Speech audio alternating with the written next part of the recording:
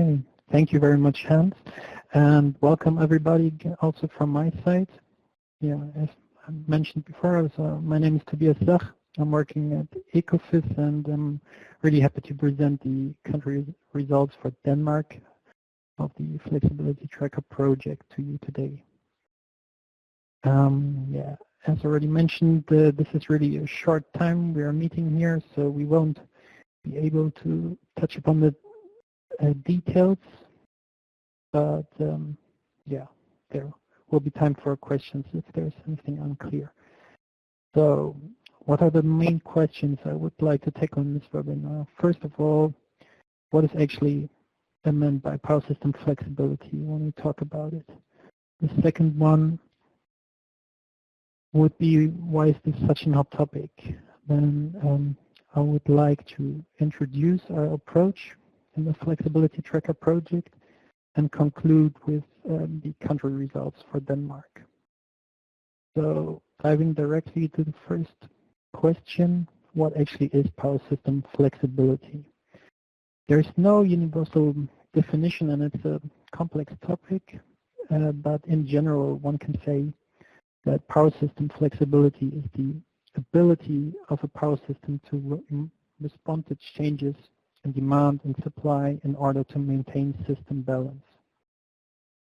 So what actually happens when variable renewables hit the system, you can see on the left, bottom left graph, we there see residual loads for different shares of renewables, and it becomes clear that the demand that is needed to be covered by other flexibility options strongly varies when shares of variable renewables increase.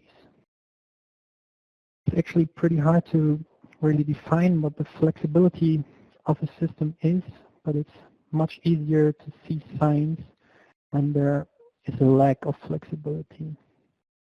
These signs can, for instance, be a structural curtailment of renewables and a significant amount of redispatch, as we see it in northern Germany at the moment, or, for example, negative prices in times where there's still supply.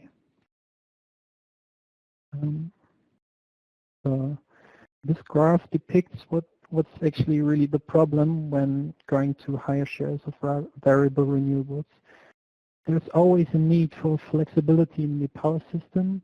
This is due to variations in demand, but also to potential unit loss on the supply side. And up to today, this flexibility is mainly provided by conventional power plants. They are indicated in the green area you see on the graph. So when moving to higher shares of variable renewables, there are two effects.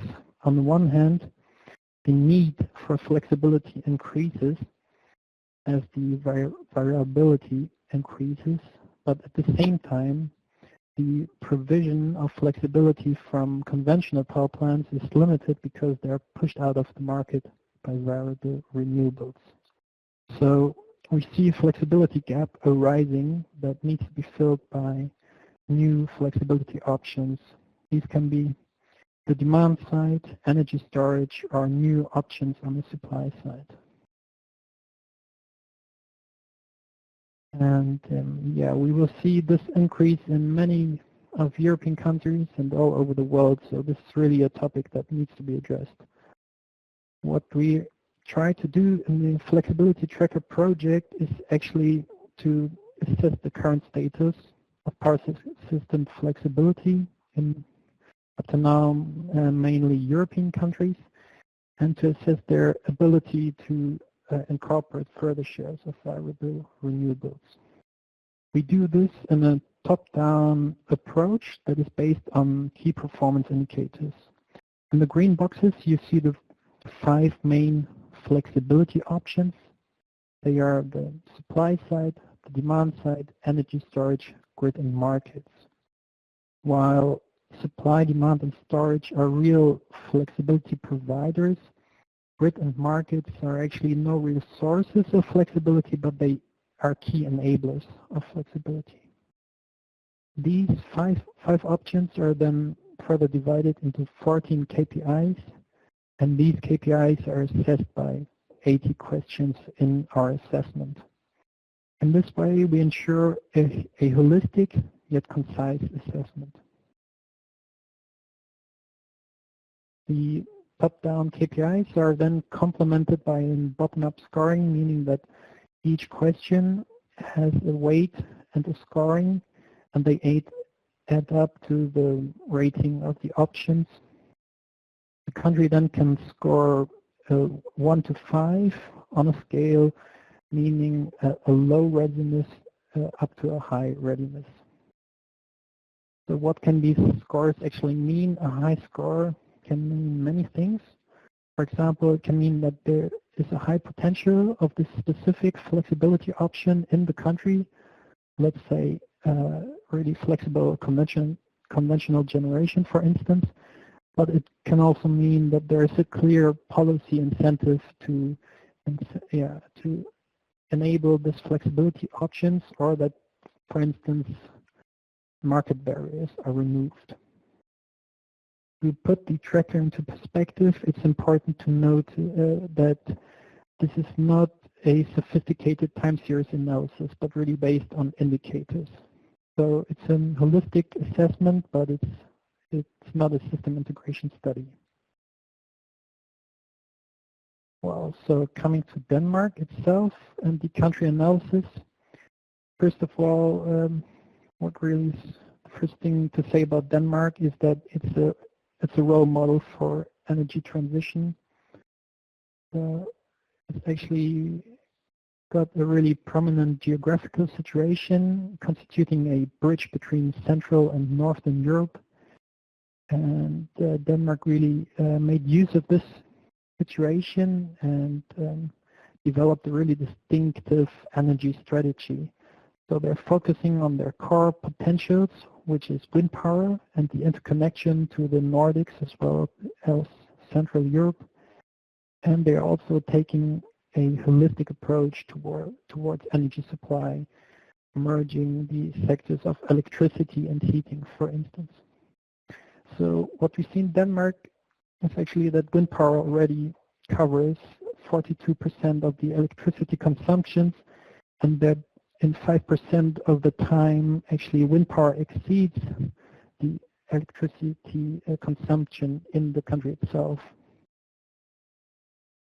So this general picture is also displayed in our scoring. When looking at the 5 dimensions of our scoring, we can see with the green bars that Denmark is actually already doing pretty good. If you consider that 5 is the maximum, they're doing excellent in grids and supply, as well on the market side. Due to Denmark's distinctive energy policy, they're really not focusing on demand-side flexibility nor storage options. So going through the individual topics on the supply side, what can be highlighted is that on the one side, Denmark was able to really increase the flexibility of conventional generation that is also strongly linked to the heating sector by cogeneration units. But on the other hand, they also were able to actually get the renewables to provide system services themselves. On the demand side, it's twofold. Denmark is really strong in energy efficiency, but demand side response is not their first choice and flexibility options. And the grid is really excellent, the internal grid as well as the Danish interconnection.